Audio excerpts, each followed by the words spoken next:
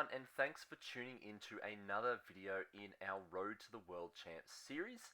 This series is following me and my preparations as I prepare to go over to the Age of Sigmar World Championships over in Atlanta in just over a month's time. So it's just around the corner, so things are definitely starting to kind of feel the heat and feel the pressure to get over there and to do well. And I am fresh off the back of a 2-day event. Literally just got home as of about 20 minutes ago. So I'm recording this with everything fresh in my mind, so hopefully I can remember tons of details from the games. So the event itself was at the Mount Gravatt Championship store. And 2,000 point kind of standard tournament event. The big difference for them is they have a unique scoring system where it's 50% battle, 50%, 25% sports, and 25% painting. It's really good. I really like that combo. It really rewards the people who are very well rounded in the hobby. And not just the people who are either bringing the latest hotness or have a really nice commission painted army.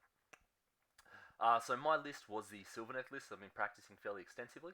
So it's a Heartwood list that revolves around a big unit of Kurnoth Hunters, backed up by an Arch Rev and a Branch Witch to give them a bit of extra damage, bit of extra speed, and a decent amount of recursion.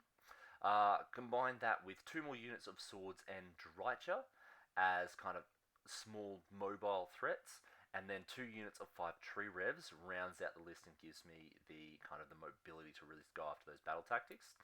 I do have a Spite Swarm Hive in there, and but unfortunately it didn't have much of an effect this weekend.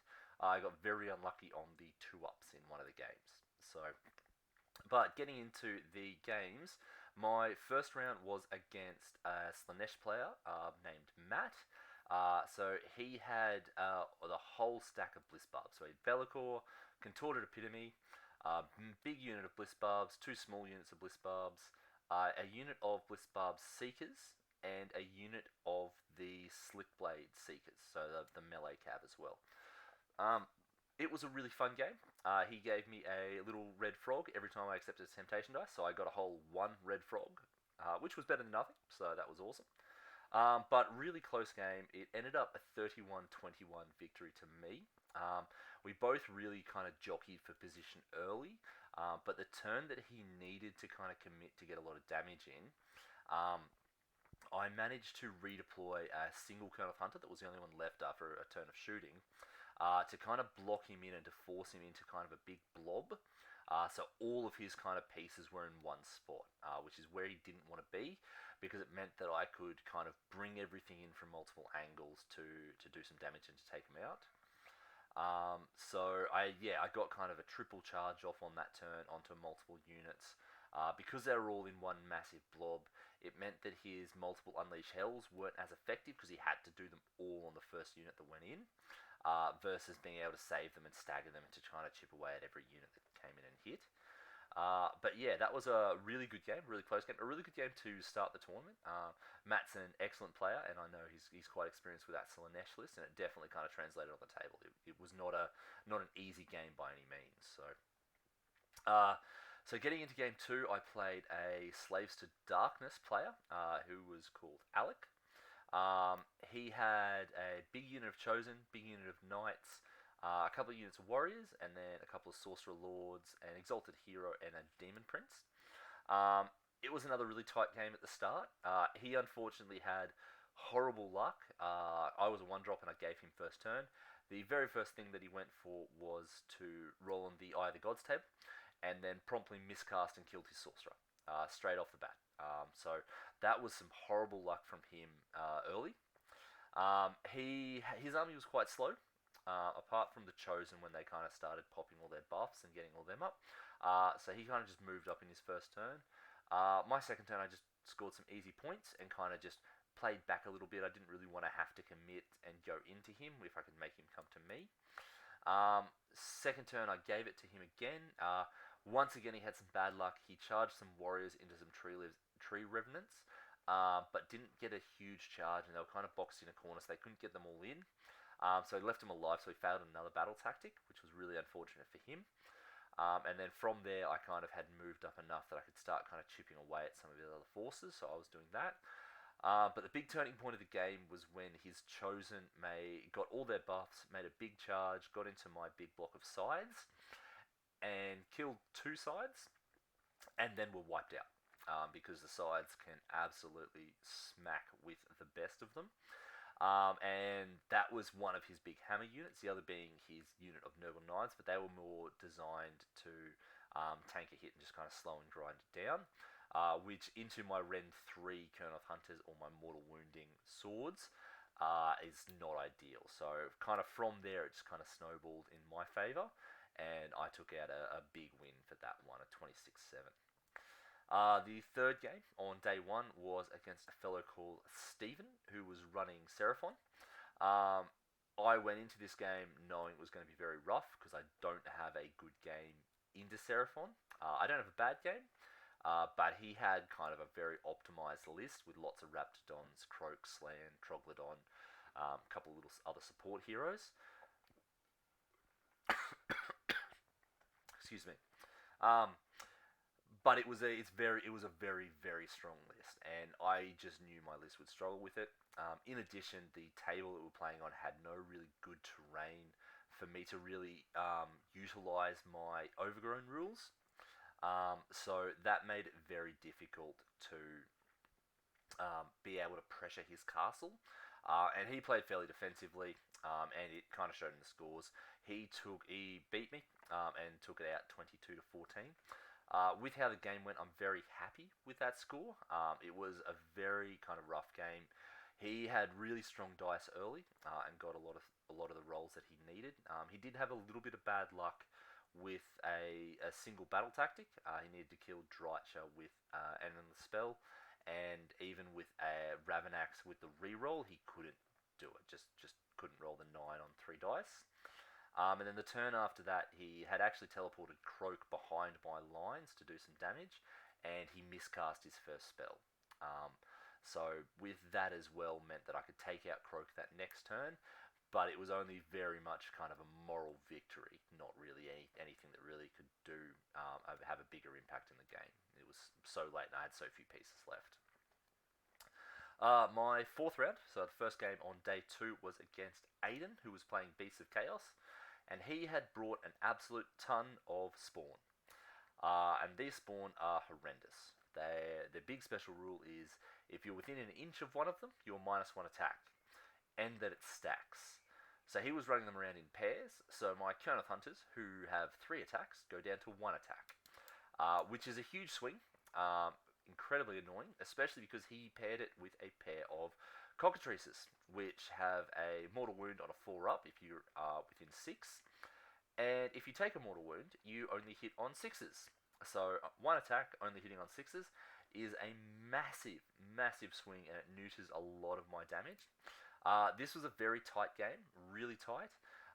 He had a bit of bad luck for one of his battle tactics, 2 of his battle tactics actually, where I had some true revs over near his herdstone to score one of my ones, and he specified to kill them. There was one left alive after he failed 4 9-inch charges. So with a reroll on average dice, he should have got at least 1, if not 2. But because of that, he failed that battle tactic. And another battle tactic he went for was Magical Dominance, and then miscast his first spell with his only wizard. So just a bit of horrible dice there. But at that point was kind of those 2 things going wrong for him was kind of enough for me to swing the tempo of the game in my favour. And I managed to get a minor win in that one, a 19-14. A really, really good game, and his list is ridiculously strong, a lot stronger than it looks like on paper. It's a very techie list, and he played it exceptionally well to really kind of frustrate me at every turn. It was only through a couple of lucky rolls from me and those few crucial bits of bad dice for him to lose those battle tactics that I managed to get out ahead on that one. So, and then my last game was against Johan, who was playing Big War. He had Gobstrak and then a whole smattering of Iron Jaws, including the new Rages, big unit of Pigs, big unit of Brutes, another unit of Brutes, and some Ardboys. It was another really good game, really fun. I always enjoy playing Johan. I play him fairly regularly out of a lot of the people. despite him living in a completely different area. We always seem to match up in tournaments, which is lots of fun.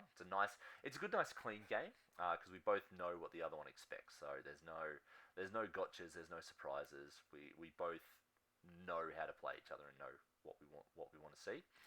I had a bit of bad luck in my top of my turn, in the start of my turn one, with my branch witch, who I'd specified for battle tactic as well, immediately primal miscasting and blowing up and dying. So that was a huge swing in Johan's favour. But from there, he kind of just couldn't push through my block of 9. We were doing the no reward without risk mission. So there's an objective right in the center, and that's basically where my Kernel Hunt is set up. So big unit 9 there, supported with Drycha, supported with an Arch Rev, supported by overgrown terrain, and he just couldn't shift it. So he put a big unit of pigs into them, did a bit of damage, then I wiped out the pigs. He put his big unit of rages into them, did a bit of damage, then I wiped out the rages. The turning point in the game was one of my turns. I managed to get kind of a bit of a longer charge and a smart pile in to scalpel out Gobsprak with the sides, who had already been dinged up a bit by Drycha's shooting. And then because of that, I neutered a lot of his kind of mobility and counterplay, where it was just kind of for a straight up fight, which he was losing against the Hunters. And then his turn after that is when he charged the Rages in to lose them against the sides. But he also charged 10 Ard Boys in against a unit of 3 swords, and those swords wiped the Ard Boys out to a man, which was very scary. My dice just absolutely spiked, and he ended up calling it after that turn, because it was a huge swing. He lost 2 big units in his turn, which is not what you expect. So that was a little bit disappointing. But sometimes the dice just do that, and 100% that game it was dice. So, but yeah, that's the entire tournament. So I ended up going 4-1, which I'm pretty happy with. The only loss being to the Seraphon, which I know my list really can't compete with that style of list. So yeah, pretty happy with the 4-1. I managed to snag 3rd overall, so it means I got at least a couple of sports votes and painting nominations, which is awesome. And when they were doing the rest of the awards, Stephen with his Seraphon won the Best General Award because he went undefeated over the weekend. And Zach told me that I had managed to get 2nd for that as well. So very happy with that result. Had an awesome time. Played 5 really fun games. But yeah, it was awesome. A little bit sleep deprived and a little bit tired because it's been a very big weekend. And next weekend I will be running my stall at a convention down at the Gold Coast. So there's an AOS tournament there. So hopefully I'll get a bit of free time to go and chat to some people there and check out the games they're playing there. Otherwise, I'll talk to everyone next weekend. Bye.